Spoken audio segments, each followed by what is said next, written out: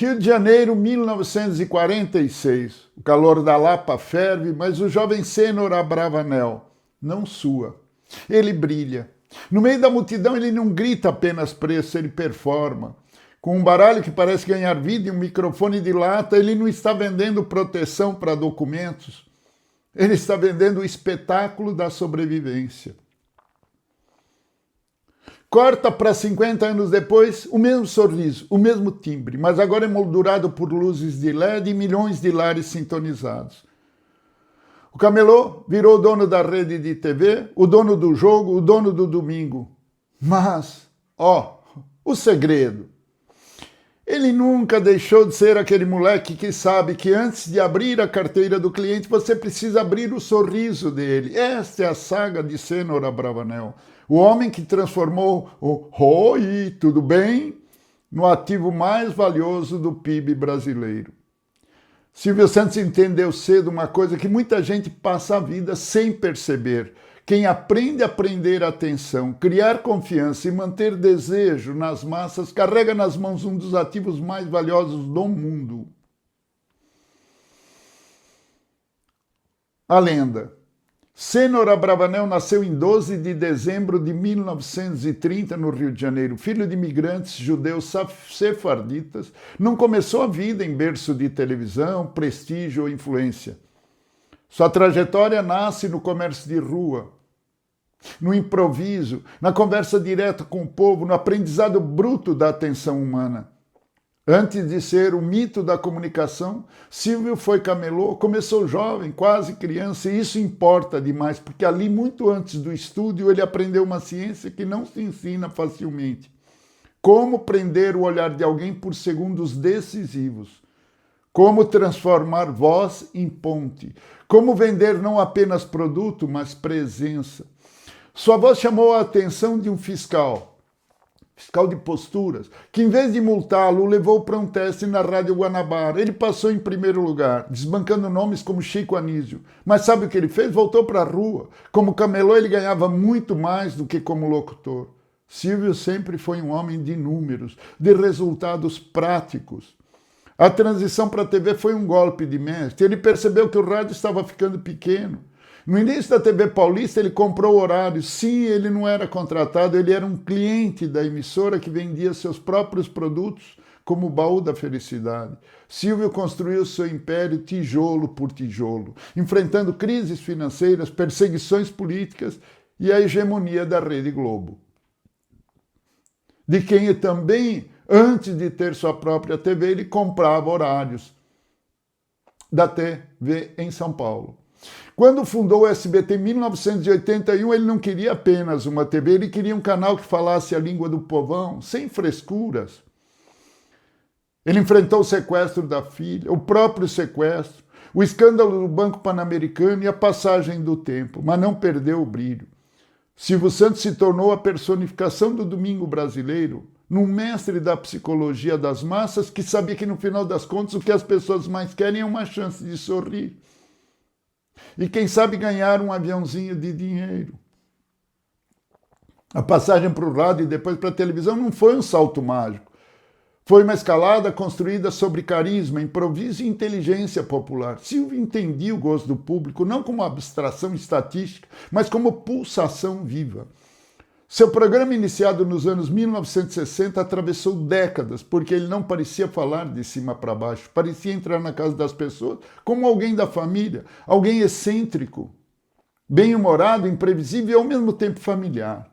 A televisão brasileira produziu muitos apresentadores notáveis.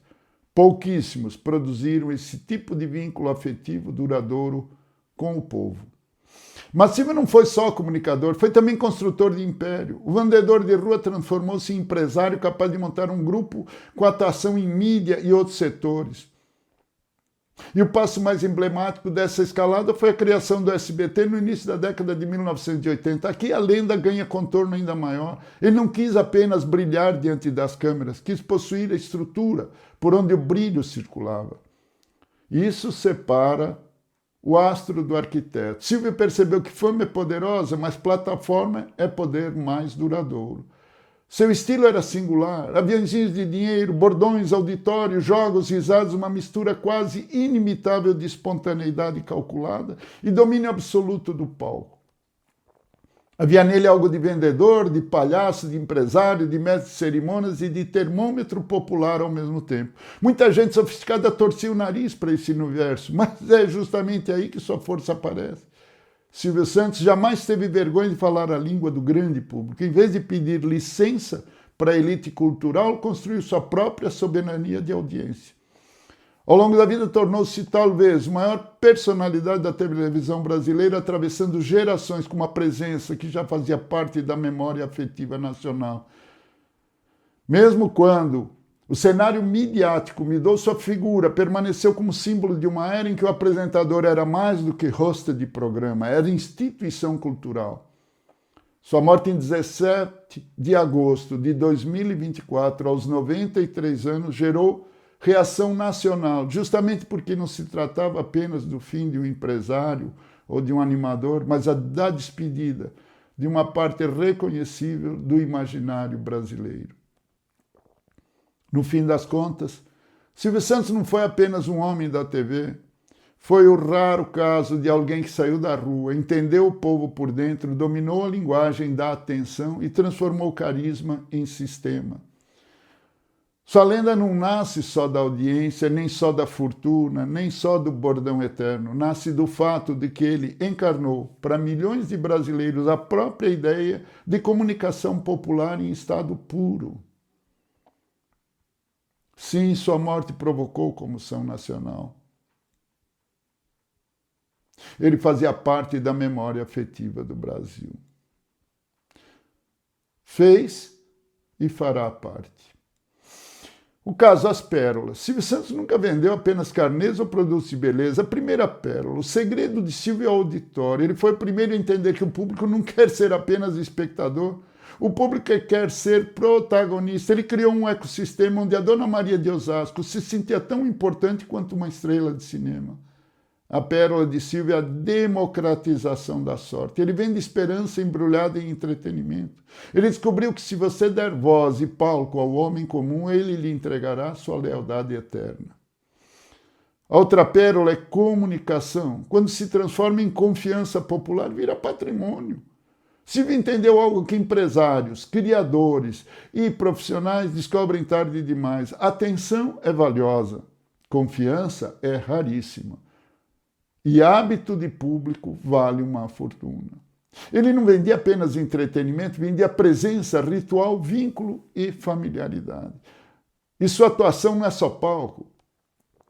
Ele negociou com o sequestrador da filha diretamente e mostrou a ele que se a família saísse incólume e bem mais do que o valor do resgate se tornaria conhecido, celebridade nacional, e que isso valeria mais do que qualquer valor de resgate. No Banco Pan-Americano, que sofreu problemas sérios de valor altíssimo, substancial, negociou diretamente com o pessoal do Banco Central e mostrou uma relação de bens pessoais e de empresa, inclusive a TV. Lista essa que surpreendeu pelo tamanho, pela dimensão. E ele colocou tudo à disposição para que as pessoas não sofressem prejuízo, nem a sua imagem fosse afetada. Assumia vários papéis, como chefe de família, empresário e apresentador, e em cada um deles mostrou serenidade, coerência e constância. Para reflexão, Silvio Santos é a prova de que o carisma é uma ferramenta de trabalho tão técnica quanto a engenharia. Ele nos ensina que em qualquer negócio o relacionamento com o cliente é o ativo mais valioso. Ele não construiu um império de antenas, ele construiu um império de conexões humanas. Uma mini fábula. Em um mercado árabe barulhento, um velho mercador vendia lamparinas. Os outros gritavam, cobre, barato, durável. O velho mercador silencioso acendia uma lamparina e a entregava nas mãos de uma criança que passava. Ao ver o reflexo da chama nos olhos da pequena, os pais, hipnotizados pela alegria da filha, compravam sem perguntar o preço.